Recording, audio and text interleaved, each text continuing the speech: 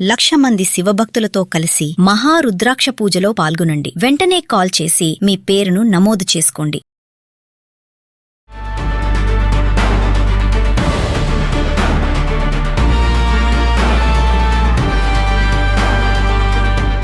నమస్తే, welcome to Suman TV. Present మనతో పాటు ఉన్నారు సీనియర్ ఐపీఎస్ ఆఫీసర్ రెడ్డి అన్న గారు. నమస్తే సార్. నమస్కారం అండి. సార్, కర్ణాటకలో 7,000 మంది విద్యార్థులకి హెచ్ఐవి పాజిటివ్ అని తేలింది సార్.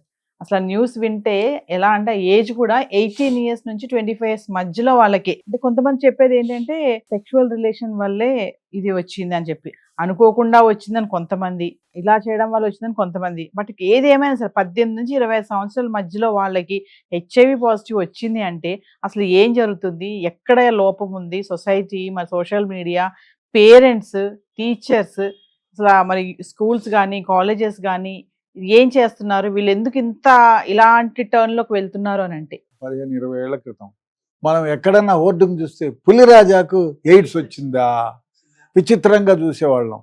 నిజం చెప్తే ఉమ్మడి ఆంధ్రప్రదేశ్ 2వ రాష్ట్రంగా ఉండేది ఎయిడ్స్. అటువంటిది 13th ప్లేస్కో ఏమో పోయింది, ఇప్పుడు 13th 15th ప్లేస్. ఆ విధంగా ఎయిడ్స్ పైన సెంట్రల్ గవర్నమెంటు, స్టేట్ గవర్నమెంటు కలిసి కట్టుగా పోరాడి ప్రజల్లోకి తీసుకెళ్లారు. ఎయిడ్స్ మహమ్మారి జీవితాలను ఏ విధంగా నాశనం చేస్తుందని. సో ఎయిడ్స్ బారిన పడకూడదంటే ఏమేమి జాగ్రత్తలు తీసుకోవాలి. సో ఈ విధంగా ప్రజల్లోకి అనునిత్యం ప్రతి డైనింగ్ టేబుల్ దగ్గర కూడా అమ్మో ఎయిడ్స్ వచ్చిందంట, ఎయిడ్స్ వచ్చి చనిపోయినారంట, ఎయిడ్స్ జీవితాలను ఈ విధంగా నాశనం చేసిందంట అని అనుకొని అందరికీ అవేర్నెస్ కల్పించాం. చాలా వరకు ఎయిడ్స్ మహమ్మారి నుంచి భారతదేశాన్ని కొంచెం దూరంగా జరిపాం, కొంచెం దూరంగా. అయితే ఈ మధ్య కాలంలో ఏమైందంటే కర్ణాటకలో మామూలు స్కూళ్ళల్లో పిల్లలకి బ్లడ్ టెస్ట్ చేస్తారు జనరల్గా, ఏమేమి ఉన్నాయని, లోపాలు ఏమున్నాయని. అది దరిద్రమైన వ్యవహారం. అంటే పిల్లలు between the age of 15 to 25 ఏమో చెక్ చేస్తే 7,000 మంది స్టూడెంట్స్కి ఏమి అభంశుభం జరిగిన స్టూడెంట్స్కి ఎయిడ్స్ వచ్చింది. ఒకటి ఎయిడ్స్ రావడానికి కారణం, ఒకటి లైంగికంగా రావాలి, 2 బ్లడ్ ట్రాన్స్మిషన్ వల్ల రావాలి, తల్లిదండ్రులకు ఉంటే వచ్చేవాళ్ళ అది 0.1%, ఎక్కువ మందికి రావు. తల్లిదండ్రులకు ఒకవేళ ఎయిడ్స్గా ఉండే వాళ్ళ సంఖ్య చాలా తక్కువ. సో ఇప్పుడు పిల్లలకు కూడా ఎయిడ్స్ కర్ణాటకలో ఇంత ఎక్కువగా ప్రబలిపోయింది అంటే పిల్లలు విచ్చలవిడితనానికి ఇది ఒక నిదర్శనం. ఎందుకంటే ఈ మధ్య మనం రీల్స్ చూస్తున్నాం, దరిద్రమైన రీల్స్.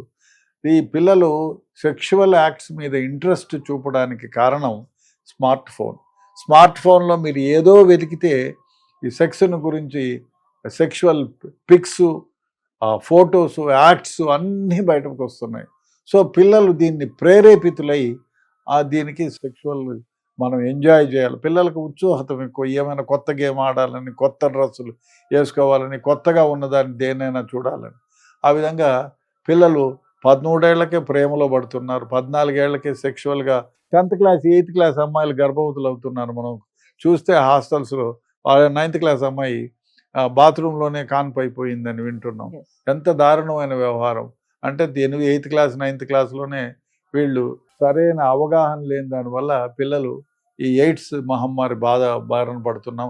ఏదో హాస్పిటల్కి వెళ్తే వాళ్ళకి ఇచ్చిన ఇంజెక్షనే మనకు ఇస్తే ఆ ఎయిడ్స్ ఉంటే, అదే కూడా గాలిలో ఇంజెక్షన్లో ఉన్నా కూడా గాలిలో 1 నిమిషం కంటే ఎక్కువ బ్రతకదు.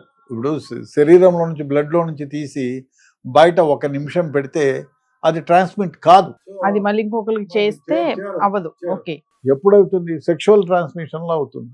ఎందుకంటే సెక్షువల్ ట్రాన్స్మిషన్లో 24 hours బ్రతుకుండే అవకాశం ఉంది. ఎందుకంటే ఈ సెక్షువల్ యాక్ట్లో ఎక్కడైనా గీటో ఏదో ఉండి సరైన ప్రొటెక్షన్, ఈ ప్రొటెక్షన్లు కూడా చీప్ క్వాలిటీ ఏదన్నా ఉండి చేస్తే అక్కడ నుంచి ఎయిడ్స్ వచ్చే సంభవం 90% ఉంది.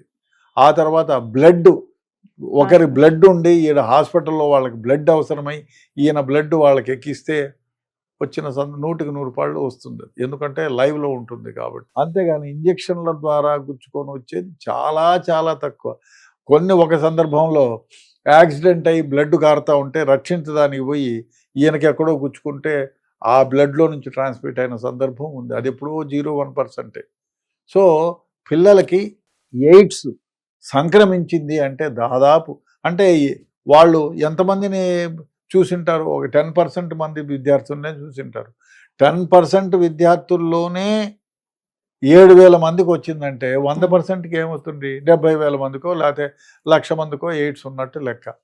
సో తెలియకోకుండా పిల్లలు అనవసరంగా ఈ సెక్షువల్ యాక్ట్స్కి ప్రలోభితులై ఈ స్మార్ట్ ఫోన్ వల్ల ఈ ఎయిడ్స్ బారిన పడిపోయి, అదేవిధంగా చాలామంది అరే ఏమి కాదు ఫస్ట్ లవ్ అని చెప్పి అనుకొని సెక్షువల్ యాక్ట్లో పాల్గొని వితౌట్ సరైన ప్రొటెక్షన్స్ లేకోకుండా వాళ్లకు ఉంటేను, లేకపోతే వీళ్ళే ఎక్కడన్నా చాలామంది ఇప్పుడు కాల్ గర్ల్స్ కూడా ఎక్కువైపోయినారు. 479 తీసేసిన తర్వాత అంటే మేజర్ అయినటువంటి ఒక స్త్రీ కానీ పురుషుడు కానీ తమ ఇష్టమైనట్టు సెక్షువల్ యాక్ట్లో పాల్గొనవచ్చు, అదొక వృత్తిగా కూడా చాలా మంది వృత్తిగా స్వీకరిస్తున్నారు. వీళ్ళల్లో చాలా మంది దగ్గర, అందరి దగ్గర కాకపోయినా 5% వాళ్ళ దగ్గర కూడా ఎయిడ్స్ ఉంటే సరైన ప్రొటెక్షన్స్ యూజ్ చేయకుండా వీళ్ళు సెక్షువల్ యాక్ట్లో పాల్గొంటే ఇట్లాంటి వాళ్ళకి డెఫినెట్గా ఎయిడ్స్ వచ్చే ప్రమాదం ఉంది.